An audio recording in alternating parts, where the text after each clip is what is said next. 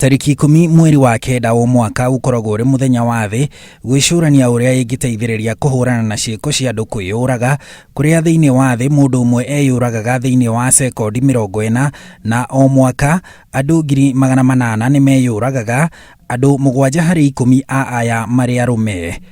With all the people who have accompanied you. Guku bururi-ini o mwaka andu 317 nio meyuragaga, ino iri namba yongererekete na gicunji kia 58 hari 100 thiini wa miaka 10 mihituku, na andu 7 hari andu 100,000 nio merutaga muoyo. Na kumana na ngero ici, thirikari irauga ni kwanjiriria kuheana mootaro kuhetukira thimu hatari marihi, mootaro ma kunyihia mirimu ya meciria maria macungagiriria kwiruta muoyo. The telecounseling and telepsychiatry center will also deal with other mental health issues, as I mentioned earlier, including attempted suicide, substance use disorders, crises such as drug overdose, psychosis crisis, and gender-based violence. Mundu ukirie kwiyuraga ajagiriria na miario ya kwenda kwiyuraga, miario ya gute mwihoko, kwihuthia, kwihotha njohi-ini na njira hitanu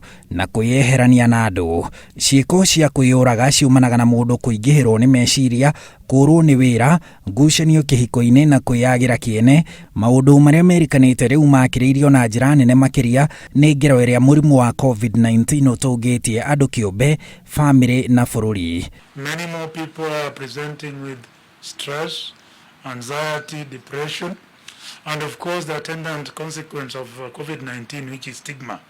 It is for this reason that the ministry has prioritized the implementation of the report of the Mental Health Task Force. Njira ya gwithema gukinya kwiyuraga ni kwiyaria kaingi, kunyita itemi maundu-ini ma gutuma meciria mahuthe, hamwe na gwetha urigiti wa meciria riri aria managia na meciria ma kwiruta muoyo moritie thirikari itige kuherithia aria mahonokio makienda kwiyuraga. Please introduce suicide prevention programs for different demographics. And we are telling everyone to reach out, to listen to people, and to take people seriously, especially so when they suspect that someone at home, someone in the family, someone that they love, someone in the community is mentally unsettled. We need to decriminalize symptoms of mental health conditions, including suicide. Handu-ini ha Inooro TV,